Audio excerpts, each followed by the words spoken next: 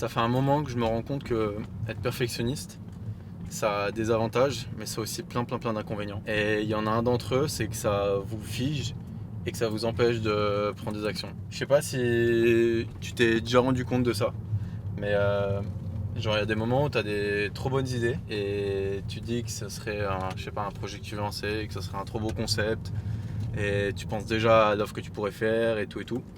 Et le souci, c'est qu'après, tu rentres dans une espèce de surplanification et où en fait, tu passes pas d'action.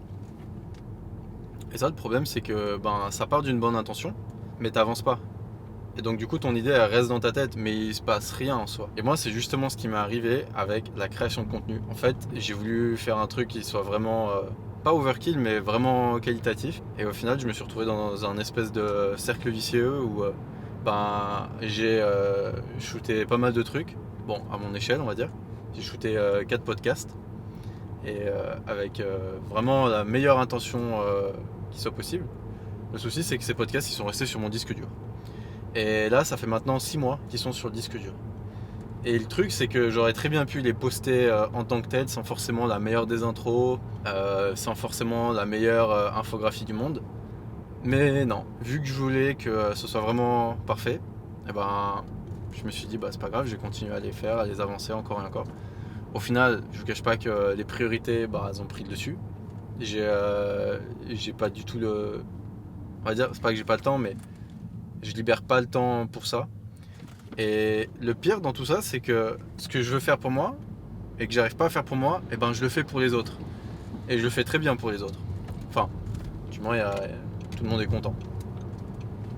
Et ce que je me rends compte, c'est que quand c'est pour soi, en fait, on est, on est encore plus exigeant. Alors je suis peut-être en train de généraliser là, je suis clairement en train de généraliser. Mais je sais quand c'est pour moi, en tout cas, je suis 10 fois plus exigeant que quand c'est pour les autres. C'est ça qui m'embête en fait. Et là, je suis à un stade où je me suis dit, tu sais quoi, Axel, tu tournes une vidéo aujourd'hui, du coup hier, mais hier je me suis dit ça pour aujourd'hui, et tu la publies en tant que telle à la fin de journée. Donc peut-être que ça c'est la première prise et que ça verra jamais le jour et qu'on va faire une deuxième prise aujourd'hui. Mais en tout cas, cette vidéo elle va voir le jour en fin de journée. Pardonnez-moi si c'est pas la meilleure que vous voyez. Ça sera certainement le début d'une longue série. On va tout faire pour en tout cas. Donc en gros, nous ce qu'on fait avec Niki, enfin ce que je fais avec Niki, mais on est plusieurs, c'est de la création de contenu sur les réseaux. Donc tout ce qui est Reels, Short, contenu vertical, grosso modo. Et on fait aussi tout ce qui est gestion de campagne marketing, web design. On s'occupe vraiment du marketing des boîtes au sens large. C'est le comble parce que genre nous on n'est même pas encore, on n'a même pas notre propre Insta et on fait ça pour les autres. Donc ouais, on s'est dit mais c'est pas que c'est plus possible, mais on vit bien comme ça. Mais on peut pas faire le cordonnier mal chaussé ou le plus mal chaussé, je sais plus ce que c'est le proverbe. Et je viens de caler, super. Donc voilà, ça va être la première vidéo d'une longue série. Idem les podcasts qu'on a tournés.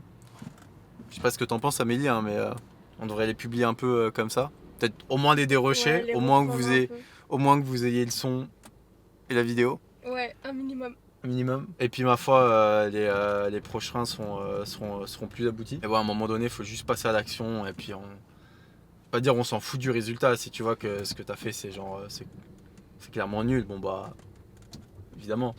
Mais si c'est un minimum correct, faut y aller et puis produire encore et encore et t'améliores au fur et à mesure. Par exemple, je prends une anecdote, le site de ma boîte, j'ai mis 6 mois à le faire. Alors que en temps normal, pour sortir un design, développement, alors que maintenant, un site, on prend entre 2 et 3 mois. Et on peut même aller plus vite si tout le brief il est vraiment hyper clair, qu'il n'y a pas de va-et-vient, enfin d'aller-retour.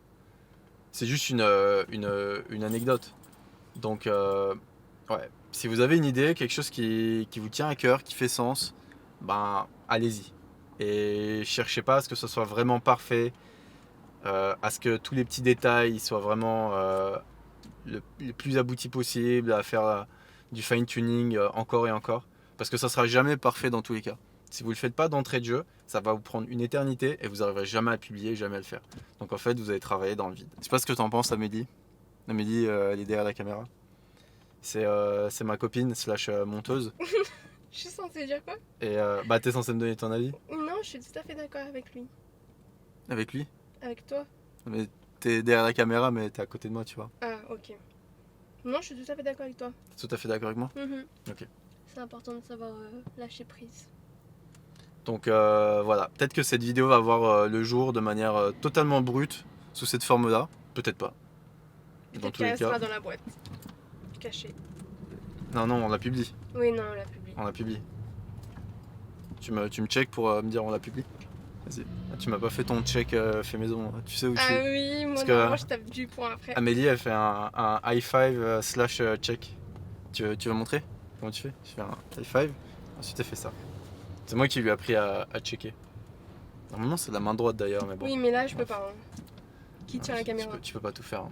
Du coup, la morale de l'histoire, c'est si vous avez une idée, ben lancez-vous et attendez pas que ce soit absolument parfait.